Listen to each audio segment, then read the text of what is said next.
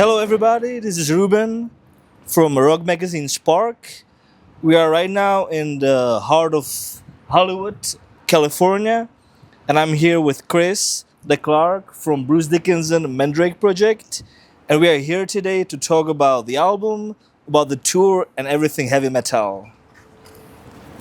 Hey, Chris, thank you for taking your time to spend here with us and talk about heavy metal with us. Appreciate it. My pleasure, Ruben. Thanks for having me. Thank you. All right, so let's start. If you would like to tell us a little bit about your journey, because you're from Switzerland, Yeah. and how did you come to Los Angeles, and what was your musical journey before you met with Roy Z and Bruce Dickinson for the Mandrake project? Well, I was born and raised in Switzerland, and I started playing guitar quite late, actually. I was about 16 when I first picked up the guitar. And then a couple of years later, since I was, really, really passionate about music and guitar and all of that, I decided to move to Hollywood to pursue the musical career. I thought that there would be, more opportunities, and it'd be easier to make a living as a musician if I lived, in the United States. So I went to the Musicians Institute for about a year, and then started playing, with different local bands and different artists. Some of them I really loved. And a few years later, I met Dave Moreno, who is Bruce's drummer now, and he ended up introducing me to Roy Z about a year after that, and we'd been friends ever since, and did some work together over the years, and eventually Roy got me my audition for Bruce, and the rest is history. That's okay. That sounds fun. What would you say were your early guitar influences? Guitar like this. When you started a little later, you said when you were 16. When you who was one of the few players that you were okay? This is what I want to do, or this is very close to how I feel, or to express yourself. Iron Maiden. Adrian Smith. Okay. Yanni Gers, Dave Murray. Those were my It's actually Iron Maiden who really, got me wanting to play music. Before, when I was a kid, I played drums a little bit and never really pursued it. But, hearing those guitar solos and, I just wanted to do that. I remember starting guitar lessons, and the first teacher that I had, on my second lesson, I asked him, "Can you give me an Iron Maiden riff or, tablatures, right?" And the guy's like, "Oh man, you just picked up the guitar. This is way too soon." But yeah, long story short, Iron Maiden was really my, what got me started, in the music. As a matter of fact, my favorite guitar player of all time is Adrian Smith. I mean, he's amazing. So, of course, I have other influences as well.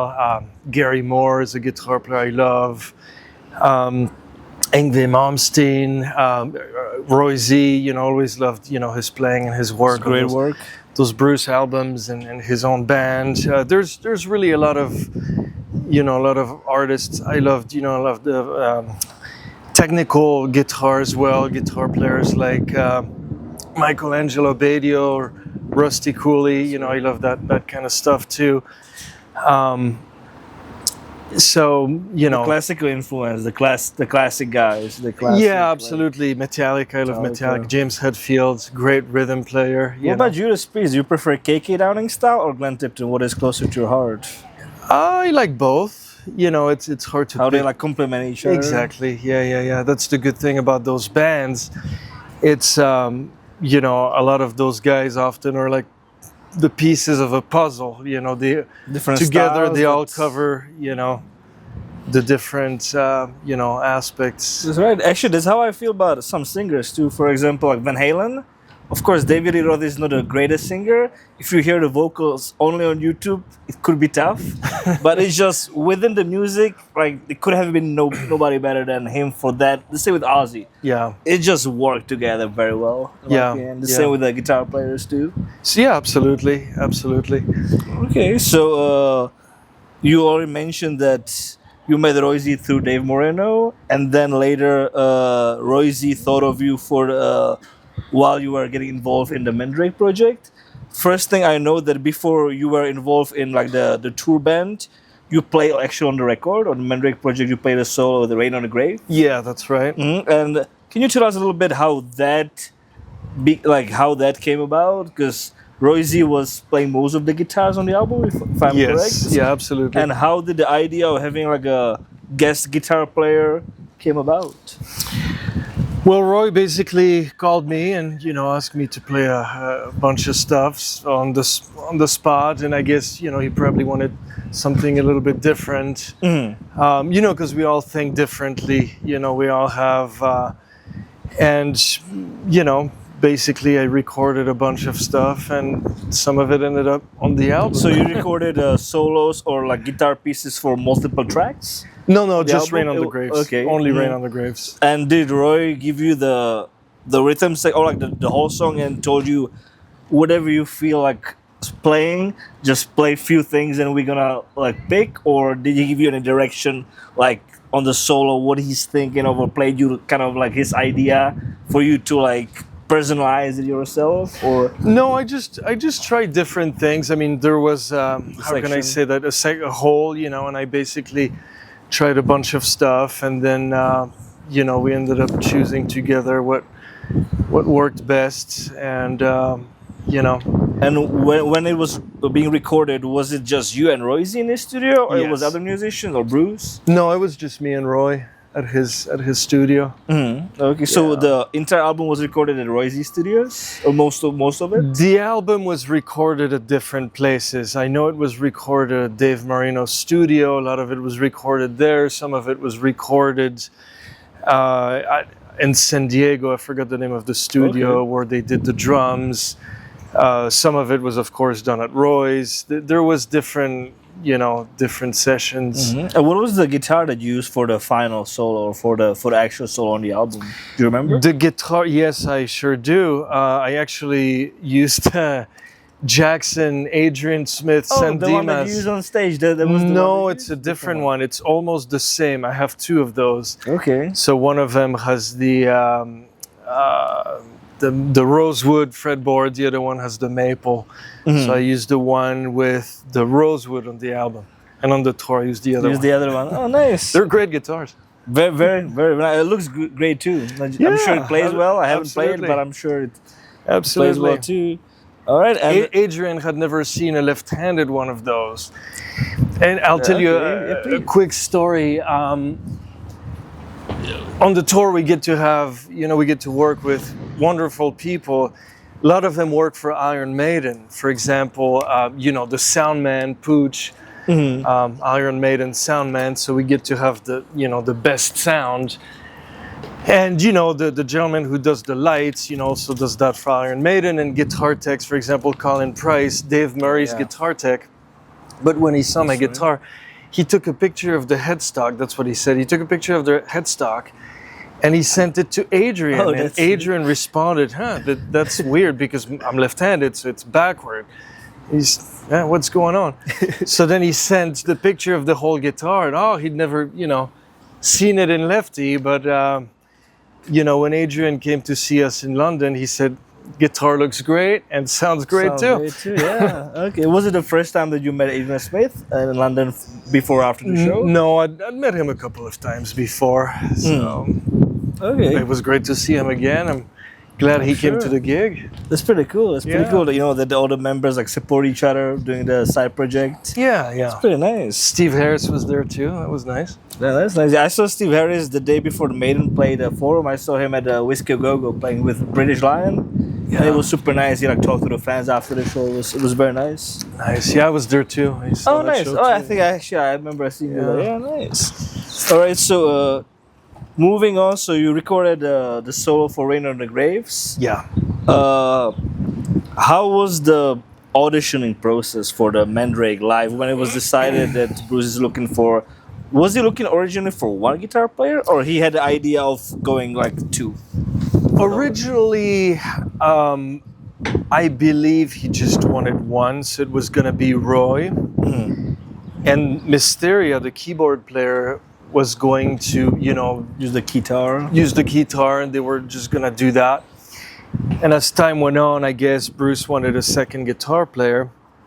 Roy ended up having other commitments and work in the studio, so he ended up not being part of the tour, but he suggested, I auditioned, and Bruce accepted, to audition me. So my audition was actually very, it was absolutely incredible. The audition was just Dave on drums, Bruce and me, just the three of us. That sounds in a fun. small room, and Bruce was, just right there, and it was just, just wonderful to. We just had a great time. Played, I don't know, about 8 songs, something like that. Was it the Bruce old catalog or the new songs from Mandrake project, or what did you guys rehearse? Or what did you guys audition? They gave me about 6 songs, all for Bruce. I mean, Bruce solo stuff. There was Tears of the Dragon, Jerusalem, Accident of Birth. Classics. Dark Side of Aquarius, if I remember well. I forgot. There was, and then of course I knew a few more. So I think we also played Chemical Wedding, and after that Bruce said, "Yeah, that's good. Come on on so board." basically, it was just like you on guitar for audition, no bass. So like the solo, they just told you, okay, just improvise, or you learned for the audition already the solos as well. I mean, since there was only, I just played the solos, even though there was no bass. We just jammed. And were you like, would you say you were more, of course you were excited, but was it also like nerve-wracking because it was just the drums, you and Bruce, or like was it just like, oh yeah, like I know it, like that is like, it's just fucking go for it? How was the actual emotions when you walk in the room? You saw Bruce, you saw Dave that and okay, it's just three of us. Let's just get on it. I mean, it was sure. I mean, whenever you audition and you want a gig, I guess there's always going to be, some kind of you're a bit nervous, I guess, but also excited at the same time. I mean, Iron Maiden's my favorite band. Bruce is my favorite singer. So I mean, sure, I was a bit nervous, but I was also excited, and I'm like, even if I don't get the gig, at least I, get to jam with Bruce, and he's right in front of me, and it's, it was just a great time. I'll never forget that. That's for sure. And do you remember where was the audition? Was it Royce Studios? No, it was Dave Moreno's studio where they actually recorded, the Mandrake project. A lot of Bruce's vocals were done there, and Dave Moreno has this studio called Doom Room Studio in Granada Hills, California. Great studio. I've actually recorded a lot of my songs there. A lot of my own music was recorded, in there. So awesome studio, really. All right. Did you find out the same day, or how was the process after you guys like finished playing together? I actually found out immediately after. I'm like, hey, you want to play a few more? I know a couple more, and Bruce like, nah, that's fine. We're good. You're in. Let me tell you about the tour. So it's all right. It was one of those moments when, of course, I was extremely happy. I mean, as you can imagine, I wanted to jump of celebration, but of course I had to keep my cool as well. And I'm like, all right, Bruce is going to, tell me about the tour.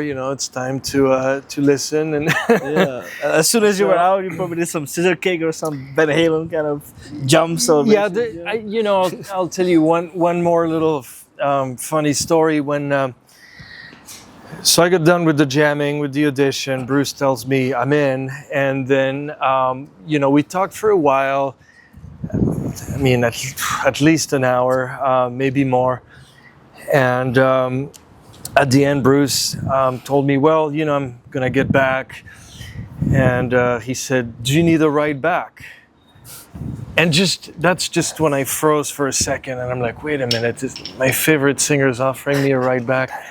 That's when I was frozen for about, a few seconds, and then Dave reminded me, Chris, your car is here. I'm like, oh yeah, that's right.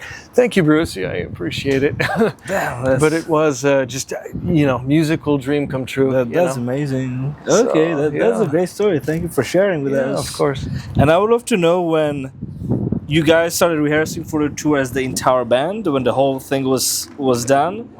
How did you and Philip decide who's gonna play with solos? What was that situation like? Well, we first had a jam a few days later with the bass player, because she lives, I believe, in Joshua Tree, which is not that far, and she was going to be in LA. So me, Bruce, and Dave had a little jam. We went over a lot of songs, actually. And then, Bruce went back to Europe to start promoting the album, and I was put in touch with everybody, from management to techs to the other, band members, Philip and Mysteria. So Mysteria lives in Italy, Philip lives in Sweden. So the way we did it, we had a Zoom call, and we just talked about the songs, and okay, there's a solo, who's gonna play it? Oh, okay, I'll play it, you play it.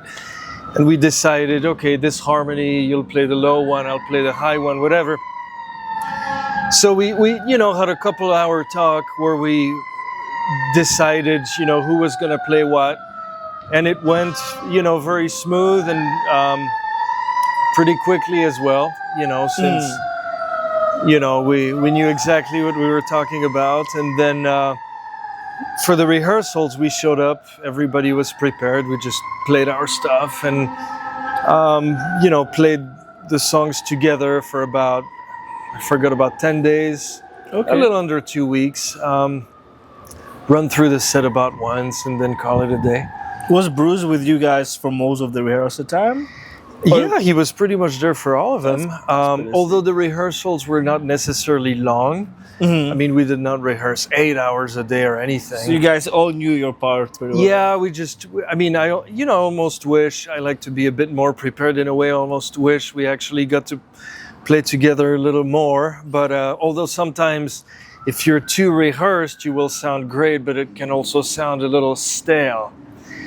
So to know the stuff, but just enough is good, Okay, and would you say, how was the song list, the set list part of thing was coming about?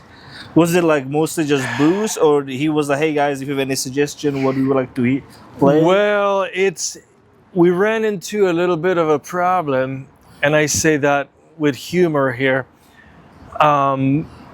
Bruce has too many good songs. That's right. He has too many, because, he has a lot of albums.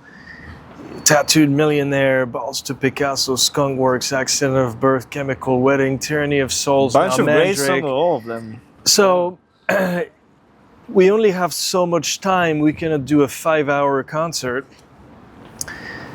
So there's a lot of great songs being talked about. Of course, Bruce brought most of the songs. And then some of the other guys, we had a suggestion, not necessarily me, because I was, I love all the songs. I'm like, whatever you guys want to do, I'm fine with it. Mm. There's a couple of the guys who had, suggestions here and there. But we came up, basically what Bruce wanted to do, he wanted to have a few extra songs. So depending where we were, we could maybe do the set list a little bit differently, surprise some of the fans, and they did this song there, but not here. What's going on? Oh, they do a new song, and we could switch the encores. Usually after the encore, the 3 songs sometimes would switch, and of course, if it's a headlining show or a festival, we might just play an hour.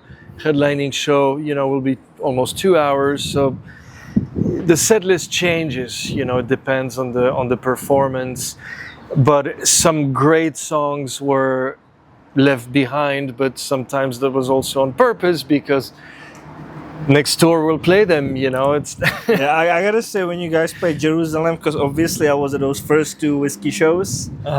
When you guys played Jerusalem, like everybody around me, we all had like chills. Because I remember actually the first time I met you on the record, it was I was waiting 16 hours in front of the whiskey Wow. before the show, and you stopped by. I think you were going from grocery shopping or something. Yeah. And you stopped by to see, like, you know, what the fans are, like how excited we were. It was a great time. And then when Bruce did, like, you know, the tickets when he was selling those wristbands, I gotta say it was really nice. And for, you know, because I'm 30 years old, the people that were waiting there were 18 years old. There were people waiting there being 60, 65.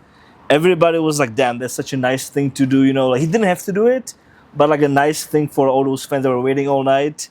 It was a really nice thing that Yeah. he just like showed up and, you know, chatted with us for a little bit. And you guys too just like came, you know, just see what's up, because it was pretty exciting. Yeah, I mean, I think that Bruce actually enjoyed it, you know, as much as all the fans did. It'd been a very long time, you know, since he hadn't done his solo music. 20 years, yeah.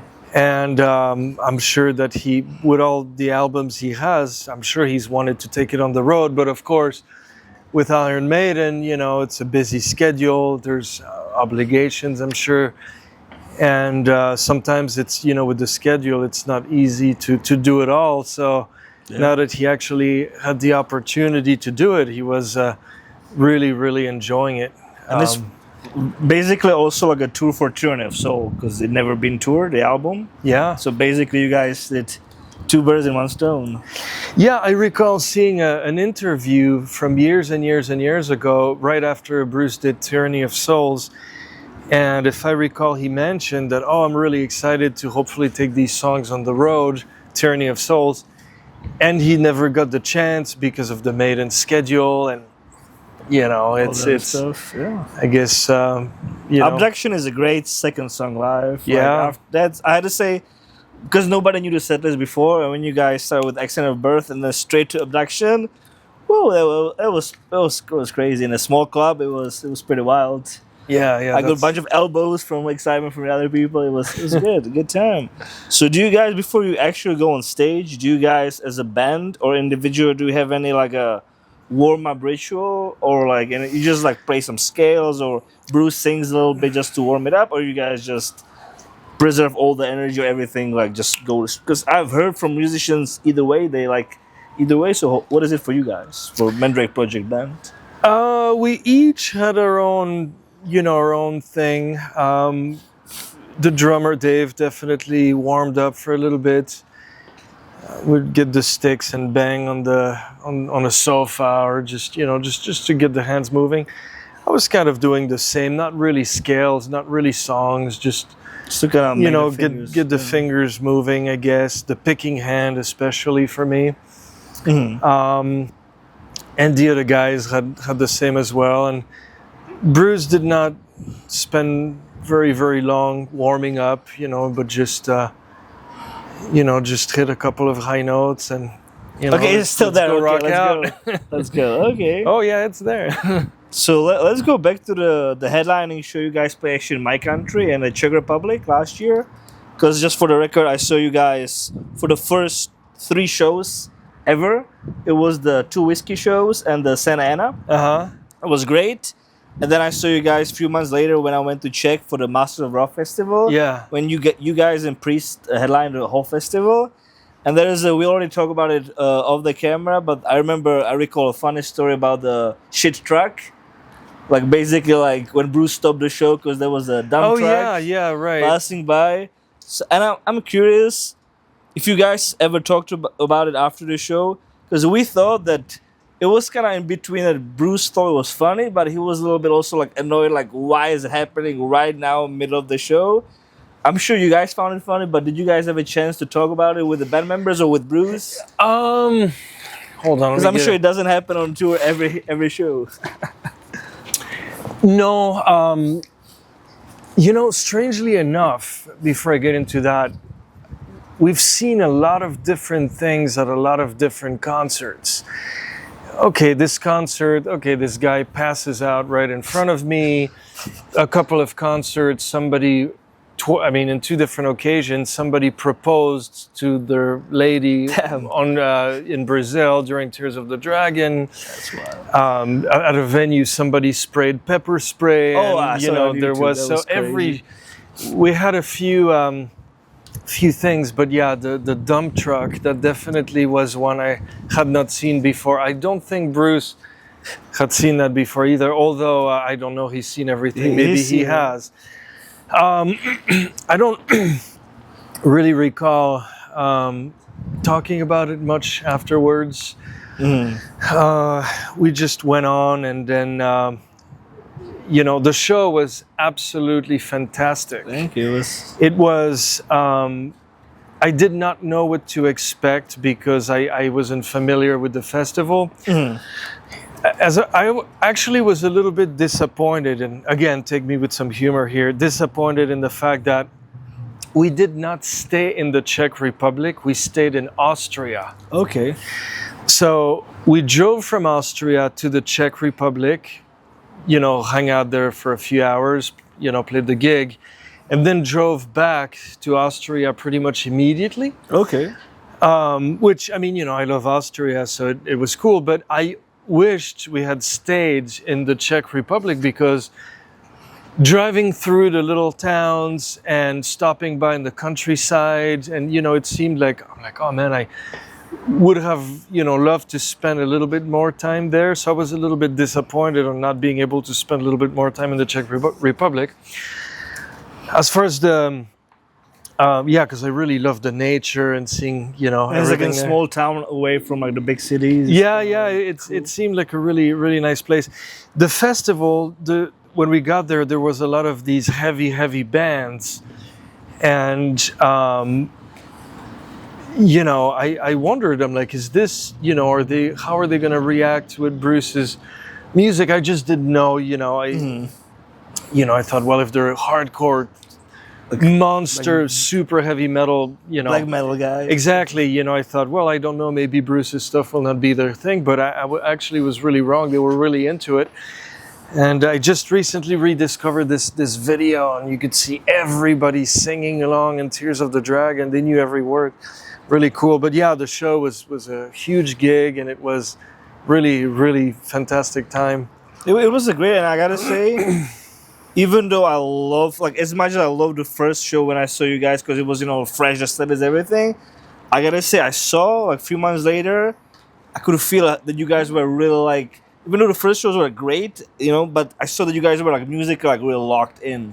Like, it just felt, like, really, like, it felt like if you guys played together for years. It was just really, like, great. Yeah, well, thank you. Yeah, I think we sounded great together.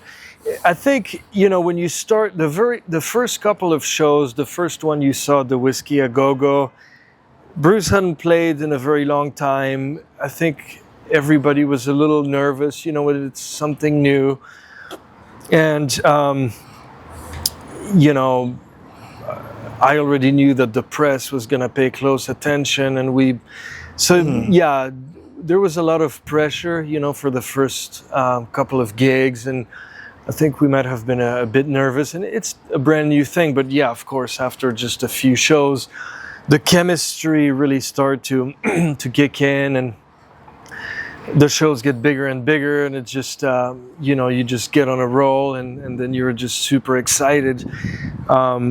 If I was just a little nervous for the first gig, by the time we played in the Czech Republic, I was like, yeah, there's 30,000 people, or however many. Sold out, yeah. It was. I was just extremely excited to get on stage and do it, No, it was all of those were great shows, and as you mentioned earlier, basically each of those 4 shows I've seen, it had a little different set list. That's what I love about it. That, for example, the second show, you guys didn't play Road to Hell, which almost everybody expected to be a staple because it's a big single. But it was great that you guys went for like a deeper cut from a Skunkwork, I believe. So much fun. Yeah, that song actually we learned when we were done with South America. Bruce said, "Hey guys, let's just learn Faith." And I'm like, "Oh man, this is tough because I'm going to Switzerland for just a few days. And I don't have a guitar there. Okay. How am I going to learn the song?" But we just if Bruce had an idea, let's just add a song. But yeah, Faith was one of the. Those big surprises. It was a surprise for us as well. Sorry? 13? All right, perfect. All right, so regarding the tour, I was wondering, did you guys travel most of the time like in Europe, like in the bus, or it was like a individual transportation, or what was like the main form of transportation for you guys? We did not do the bus, but the crew did the bus. The techs were on the tour bus. As far as the band, we mostly did planes, but then sometimes we also did trains. Oh, that's fun. There was quite a few trains actually in Europe.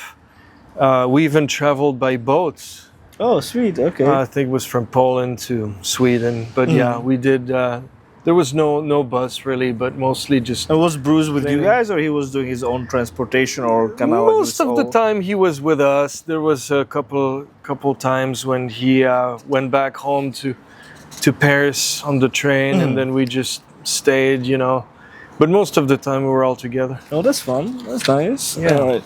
So, of course, we're all excited that you guys are heading back to the US for the big tour, for the proper tour this fall. It's gonna be.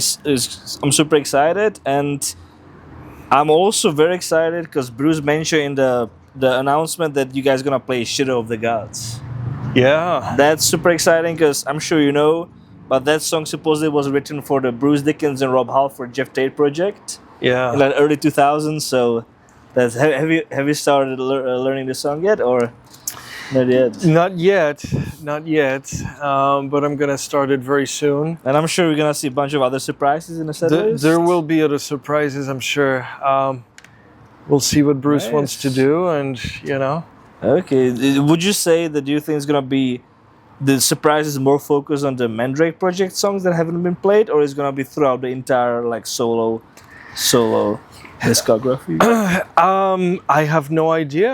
I guess it might be throughout all over the catalog. I mean, Bruce definitely mentioned Shadow of the Gods, so we'll definitely be doing that one. But there will be some other surprises. If I could have anything in that, if you guys could play Fingers and Winds from the Mandrake project, that song like with all the like the keyboard, everything that would be insane live. Just an idea. All right, I will suggest it for you. Thank you, appreciate it. And speaking of the Mandrake project, I'm sure that there's probably limited things you can tell us about at this point. But is there any talk? Because I remember Bruce mentioned in an interview that he doesn't want to wait another 20 years for the next solo album. And I'm sure there's been a lot of songs written that didn't make it for the album. Is there anything like after the tour in terms of the Mandrake project that you'll be able to discuss with us, or nothing? I mean, yet? I'm sure Bruce wants to eventually put out new music. Time will tell. There's not much I can say, but stay tuned for good surprises. We'll do. And also, when you're on tour, do you get inspired to maybe write some ideas, your own ideas down, or record something on your phone? Or when you're on tour, you're mostly just focused on like the gig, like the shows itself, and like it's difficult because during the tour we don't have a guitar in the hotel room. Okay. Yeah. So it's a bit difficult sometimes to do writing that way. I mean, I can't write in the hotel room if I don't have a guitar with me. But on my own, I definitely always come up with little things, and Nice. And when you're on tour and when you guys like have an off day or something, do you like to just chill, stay in your room, or you like to visit like if you're in a new city you haven't been to, or the city you've been to before? Do you like to wander around, see the sightseeing, or mostly you like to really relax and have the proper day off, sort of? Yeah, most of the time I like to do a little sightseeing if possible. We definitely got to see a few things. During days off. So it was. I'm sure it South was great. America was fun. South America was indeed a lot of fun. Brazil was crazy, Nice. and we almost got murdered in Rio. Oh, no way. But that was an experience. No, South America was really fantastic, including Rio. That was a really fun day. But So would you like to tell us just in a short what was the potential hazard over there? well, we did a helicopter tour, and after that, we wanted to go after the helicopter tour over the city. Then it was me and the drummer, and we wanted to go to the statue of Christ. And he called an Uber, and I guess the Uber wasn't really taking us to the right location, Yikes. and took us to a rather shady neighborhood. And long story short, he got a flat tire, which was a miracle. We ended up getting out of there somehow, thank God. And then, after that, we still went to the statue and then enjoyed the rest of the day. But that was a bit stressful in the moment. Stressful moment. Absolutely, yeah. Okay, so I would love to also talk about the song you have with Lemmy Kilmister. Yeah. By the way, great rock and roll song. Oh, Have it thank on you. repeat. So how did that collaboration come about? Did you know Lemmy from before? Yeah, Or- so of course, I'd met Lemmy many times at the Rainbow over the years, because he used to go there quite a bit. And then years and years ago, I forgot what year it was, time flies, I ended up playing live with him for charity gigs. And then Dizzy Reed was there. Anyway, fast forward a few years later, I was writing riffs in my room, and I had this vision, and I thought, ooh, Lemmy's voice would be really, awesome over this. So, well, I have two options. I can go talk to Lemmy directly, at the bar, but it still has to go through the office anyway, so that really wasn't the best way to go about it. But, I knew somebody who worked in the office, and the idea was brought to him, I have music, could you possibly, unless you think it's trash, but if you think it's good, can you pass it on to Lemmy and see if, he would possibly be, interested in, who knows? I know it's a long shot, but you never know. And a couple of weeks later, I got a call from Motorhead's producer, Cameron Webb, and he said, yeah, Lemmy wants to do it. And so, that was definitely also a dream come true. But yeah, we recorded that on the sessions of the final Motorhead, album. They were recording the album, and Okay. we did that on their studio time. So they were really cool, and yeah, we co-wrote it. I did the music, and Lemmy did the vocals and the lyrics? words, all that, Okay. lyrics. Yeah, exactly. And then Lemmy sang and played the bass. Josh. Oh, no, I didn't know he played the bass too. Yeah, That's he played the cool. bass on it also. Josh Freese played the drums. No way. So I he's didn't know that. great, That's sick. and Cameron Webb produced it, and Oh, sweet. Okay. I did all the guitars, and it was really an exciting thing. It went naturally. It just happened, naturally fast. It just, it was really, really cool. So when you showed the office or Lemmy the song, did it have any like a vocal line kind of like you did just to kind of get an idea? Or Yeah, I actually had the main line, "We're the ones forever going down in history." So I did submit, instrumental and also a version with words as well. But Lemmy, Went to just his did own his take thing. on He ignored those lyrics, and which is great. And then he came up with his words, his lines, and then. He had this song let's cut a verse, it's a bit too long, and we just it was done quite quickly, you know, and it came out great. I think it's an awesome song. I'm definitely It's a really great proud song. of it. So go check it out. 100%. Everybody should check out the song. My name, Chris Declercq, featuring Lemmy Kilmister. We It's are everywhere. the ones. Apple Music, Spotify, YouTube. You can Yeah, find it's everywhere. Yeah, We absolutely. are the ones. You guys go check it out. That all right? And was it like you said? It was around the time when he was recording the final Motorhead album, and then they went on tour. And that was kind of like towards the end of Motorhead. Yeah, so it was done in finished in 2015.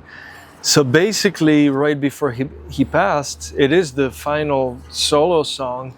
That's The last incredible. song he's done solo, definitely. Yeah. Nice. And speaking of, you said that you work on a lot of your own music, and you did it with Lemmy. Other than Mandrake project, what is like musically what you've been working on? Are you thinking of maybe putting like a solo project out with the different like musicians, or you prefer to be in a band? Other than the Mandrake project, what is your focus personally on creating music or being a musician, performer, songwriter? I mean, I always write songs, you know, and my own project, unfortunately, sometimes has to take the back burner because I'm, busy with Bruce or, busy working, elsewhere. One day, who knows, I might, put my own band together and go play shows with my own music. I know I will be releasing more music soon because it's been a while since I've released anything. And, I have a lot of songs that are not yet recorded, or some are recorded and, the mix needs to be finished. So I'll be releasing new music very soon. I'll keep you posted. Sound perfect. Thank you. I love that. And last but not least, a bonus question. Because I remember we were talking about the influence of Iron Maiden Yeah. on your musical journey. And we all know Iron Maiden are going to celebrate their 50th anniversary this year and next year with the first, I believe, 8-9 albums.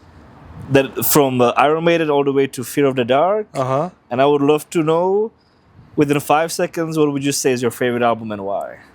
Yeah, I know it could keep changing, but right now at this moment, what's your first favorite Iron Maiden album from the 80s to 92 era?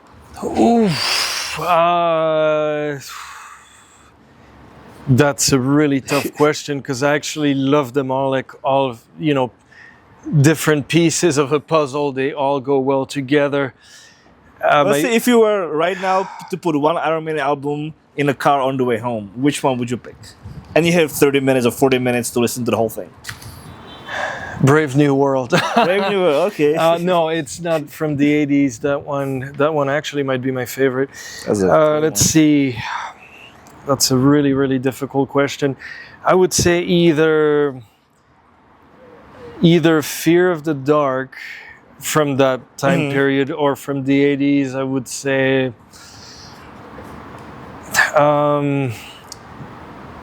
Seventh Son of a Seventh Son, maybe. But see, it's good. The answer, I love the answer that it means that Iron Maiden have so many great albums and so many great songs that it's not an easy pick. No, it's not really, at all. really is not. It's really hard to... Tomorrow could be different, right? Tomorrow Exactly, could be yeah. somewhere in time. I could change my mind in 10 minutes. It's tough. They're all great. Yeah, but Seventh Son, I gotta say, I saw them, the Made in England 2014, like when they kind of re-celebrated the album. It was phenomenal. And they played a title song, Seventh Son of the Seventh Son. Yeah. I had like chills. It was a great tour. When was the first time you saw Iron Maiden live? Well, this is another story, and I haven't told that one too much. After seeing Iron Maiden, the very first time I ended up in the hospital for a week. Oh, shoot. What happened? So I went to see Iron Maiden. It was the 2003 Give Me Ed Till I'm Dead tour in Switzerland. And I don't know how many people there were. It was just this big open room with, 10,000 crazy fans pushing. And I waited, 12 hours in the sun to, be at the first row, and I got there. And when the gig started, they were pushing like crazy. I had never anticipated to be pushed and crushed that much. So eventually I literally could not breathe, and there's 2-3 heads on top of mine. I'm completely crushed at the first row. And security saw that I was not doing too well, pulled me out. So the next day, you know, I had I had a bit of a hard time breathing. And the day after that, I ended up going to the doctor. He told me go to the hospital. One of my lungs had collapsed. No way. So they kept me in the hospital for a week with a metal drain, kind of like a metal straw in my lung. And then, the pain when they pull it out, it's like pulling out a knife. It was and so you didn't even see much of the show, right? Very painful. No, I did see the whole show. Okay, it was. But, you know, they asked me, have you done anything in particular, you know, right before this? And I said, yeah, I was at a metal concert, Iron Maiden, and I was crushed so bad I couldn't breathe. And they said, well, that might have contributed to it. Yeah. I hope that you told Bruce the story. I don't think I have. Okay, so we know it before Bruce Dickinson. All right, exclusive for Spark Magazine. I love that. I don't remember telling him, but I'll mention it to him. But yeah, that definitely that's a great story. A crazy story. All right, well, thank you so much for your time. It was a great interview. It was a pleasure. And guys, check it out. Mandrake Project all around the United States. I believe starting September? No, late August. Late August. It's starting in Los Angeles, House of Blues, Anaheim. And the last show is going to be in Los Angeles too. Have tickets for both. Nice. I'm super excited. Awesome. Thank you so much again with Chris. Thank you guys. And please make sure you check out his solo stuff too. Apple Music, Spotify, everywhere. And the Lemmy song is kick ass. Yeah. Thank you so much, Chris. Thank you for having me. Thank you. Thank you so much.